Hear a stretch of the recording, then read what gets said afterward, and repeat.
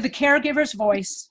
Today, we will be talking with husband and caregiver Bruce Williams and his wife, Anne, who is living with Alzheimer's. Thank you, Bruce and Anne, for joining the Caregiver's Voice to share your story from Port Orange, Florida, which is along the East Coast and north of Orlando. Well, yes, it is wonderful to be here, Brenda. Thank you for having us. And I just love Anne's smile. Just look at her. She is so photogenic.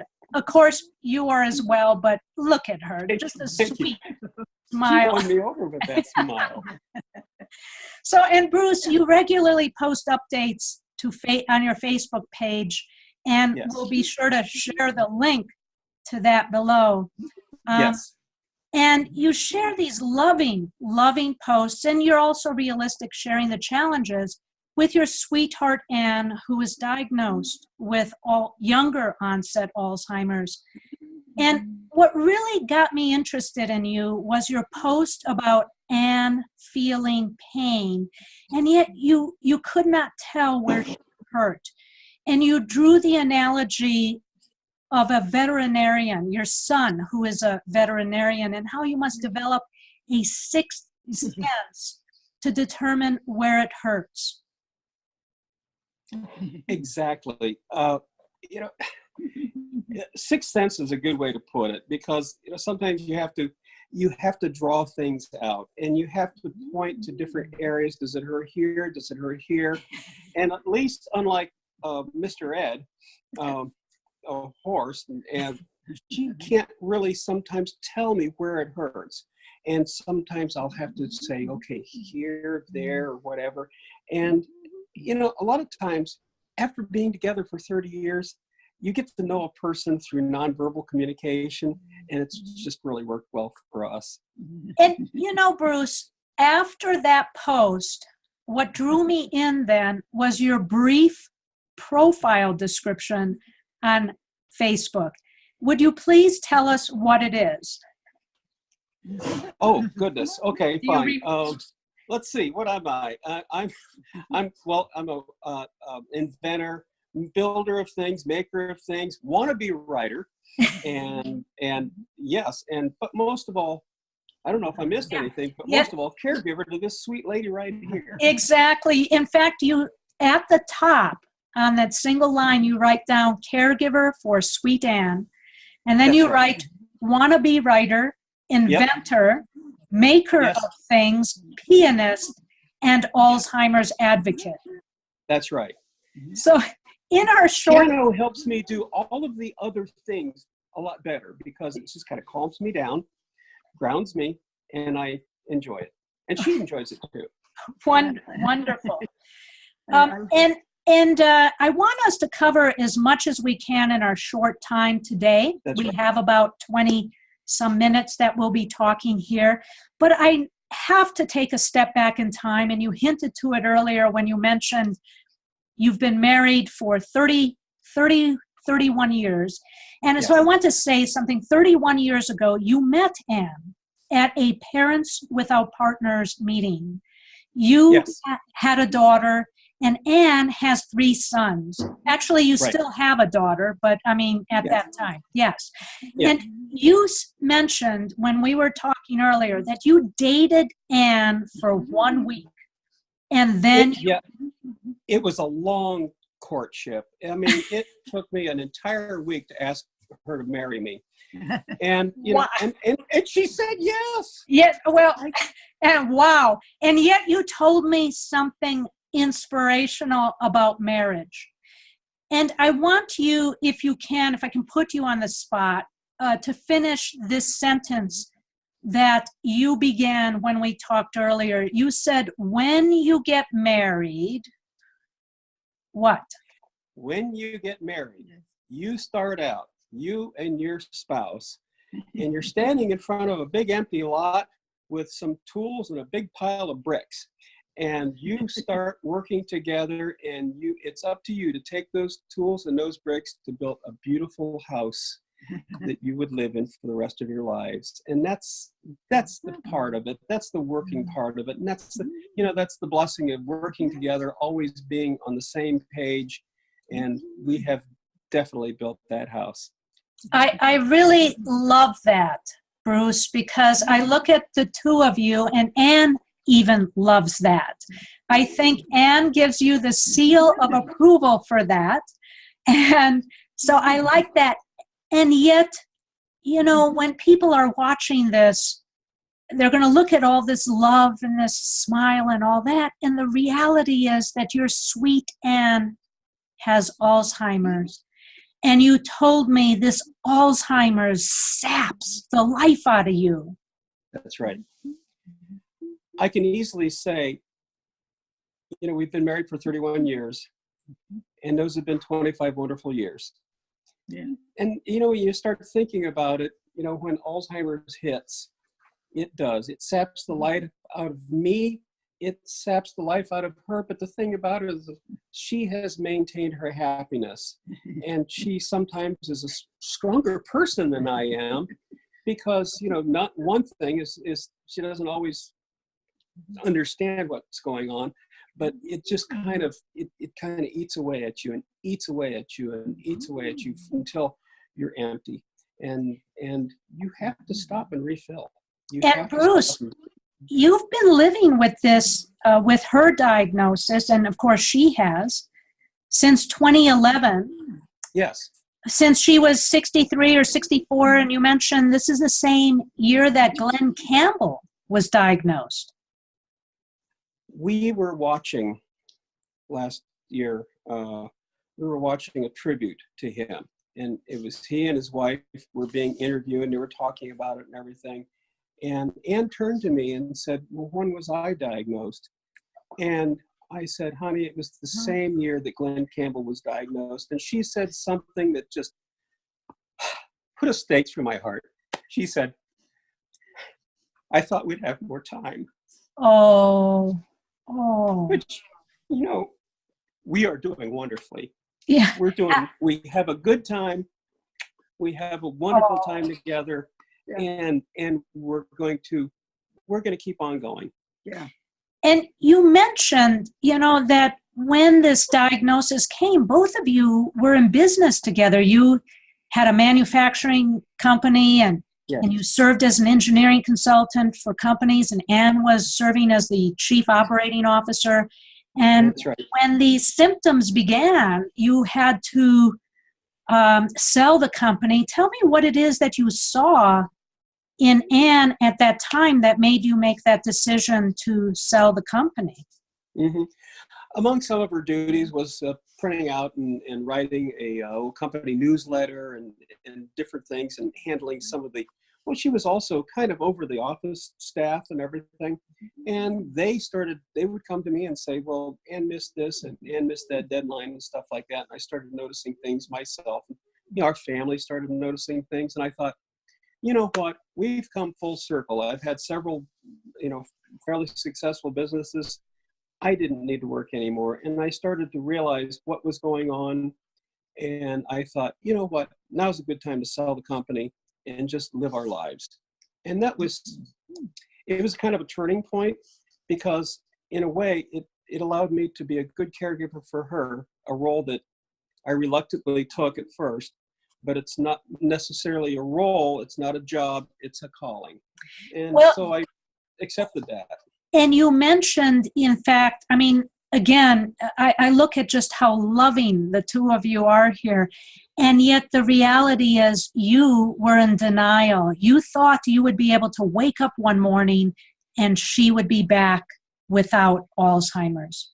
Of course. When it starts, you keep thinking, okay, what can I do? What can we do? What, is there everyone's trying to look for that magic bullet.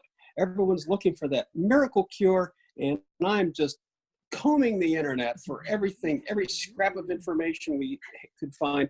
We would sit in front of the computer together for hours, looking for clues, looking for clinical trials and everything. And I thought, well, you know what, we can beat this. and Yeah. did some of my engineering stuff. I built different devices and things like that. But sometimes reality sets in. You have to really take a pragmatic view and realize, look, this is not something we're escaping from. With all your engineering background and know-how, even biomedical engineering, that's even harder for you to face that reality because you are the inventor who is always trying to find a way around a problem. And I'd like to then ask you, what are some of the challenges you're facing right now? Well, it's interesting because the challenges we're facing right now are the fact that I have to do pretty much everything. But you know what? I'm really fortunate. I've been able to surround myself with some really wonderful people, not just our family, who are very supportive, but people like Amanda and our friend Sharon and others who just kind of come alongside you and say, look, what can I do to help? And Yes. you know what? One of the worst problems with this is that people are afraid to help, or in denial. They think they don't need any help. Exactly. When really, you have to start having those conversations early on. The earlier, the better, because getting past that denial stage, when they're in denial for so long, there's this kind of a cutoff, and there's this invisible wall that they're afraid to cross into reality, and they don't want to talk about it. Yes. Yeah, and I appreciate even hearing that we need to talk with our families and surround ourselves with support as soon as possible. And I feel fortunate I was able to meet Amanda briefly as she set up everything for you and made sure that you guys look perfect for TV. Yes. All right. And many of us who keep up with your Facebook page updates are inspired by the many ways that you find to bring joy amidst the challenges. And in doing so, when you bring joy to Anne, you also feel joy. And I think about one photo that you posted that most of us won't see very often, and that was going for a ride in your 1928 Ford Model K Roadster, which I'll share a picture of. I'll have my videography editor post that in there. And it was a royal blue. And I'm like, okay, you don't see old things like this in all these beautiful colors. And you said that was actually an original color from Ford. Yes, they started the Model A. The Model T, Henry Ford famously said, you can get it in any color as long as it's black. And then due to competition, then starting with the Model A, which started in 1928, by the way, they said, okay, fine, we can have all these different colors. And they did. And they just went wild and painting 2 tones and 3 tones. And that was the era that started the era of Ford having really nice looking cars. Wow. Not that the old ones were nice. I like them all. That's beautiful. That's a beautiful car. And did you and Anne have an opportunity to ride in that earlier? Yes. Yeah. We've ridden in it a lot. We go for ride. See, in our community, we have a series of taxiways that we can drive around. We can drive all the way around on the runway, as you'd noticed before. It's an aviation community, so as long as we stay off the runway, which is a no-no, we can ride around and wave to people. I don't even know if I want to get into that, but since you hinted to that, I will. It's not every day that I look at a caregiver's garage and it's a hangar. So that's all I'm going to say. It's a hangar full of junk. It's a hangar full of guy things. Yeah.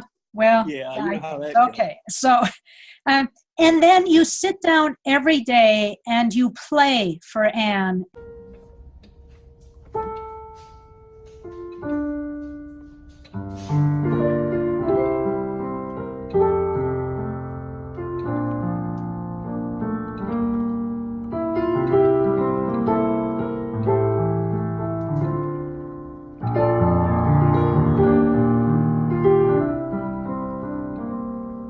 Well, and Bruce, I'm pleased, though, to know the ways that you bring joy, because one thing you may not know about the work I've done in years past is we've come out with a couple of volumes of books that are called Finding the Joy in Alzheimer's. And the idea is to help bring joy to caregivers. And these are stories from caregivers about their joyful experiences. So I'm glad, and I even have my Finding the Joy in Alzheimer's shirt that I'm wearing today in honor of the joy and smiles that both you and Ann bring here. And I'd like to ask just a couple of more questions here as we come to a close. And that is, one is that you realize, Bruce, you are a minority. You still are a minority as a caregiver. Men still constitute the minority numbers of caregivers. Women are the ones who provide caregiving services more often. That's right. Your Yes. comments on that? I will go to a support group meeting, and it will be me and 12 women. And so, I feel sorry for you. Oh my goodness, I feel outnumbered. But you know what? It's interesting because more women have dementia than men. It's Yes. 1 in 6 Yeah. and 1 in 11. But here's the thing: men are more prone to be in denial, say, "Well, we can get past this," or "I can fix this." My problem early on, and men are, well, women are just generally more nurturing than men. Men really don't know, and I don't blame them at all, but men generally don't have the nurturing capabilities or the patience or whatever it takes to be able to take on this kind of a challenge. And so I do find myself in a minority. But then again, I feel that I've helped a lot of men get past that, men in my own neighborhood here. And, you know, if any time I can help guys, oh gosh, I want to hear from them. I definitely want to hear from them because, yes, we are a minority, but we can be trained, I guess. You know? So this is an open call for people to connect with you on your Facebook page. Absolutely, And I'd so love that- that, and I would love to help. Yeah, so that you can help them. And Anne, if I might turn to you for just a moment, do you have anything you wish to share about what we've done here today? You have been quite a support to your loving husband, sitting there with just a wonderful smile. Did you enjoy the interview? Yeah. Yes? Did you enjoy yourself? Yeah. Do you And want to add anything? I can't. Am I a good caregiver? oh, look at her. I'm good? Oh, Oh, you're just like a shy teenager. But you know what, Anne, what they say, behind every solid, successful man is a what, Bruce? Yeah, is a supportive woman. Yeah. Okay, I was going to say a woman that knows how to use her foot every once in a while if I need a kick. To keep you in shape. And on that goodness, pleasant yes. note, we will conclude our recording. Thank you so very much, both of you. Thank you. Thank you, Brenda. Thank you so much. And a pleasure to meet you as well, Anne, and both of you, truly, Bruce and Anne. I mean, I'm just lit with a big smile. Great.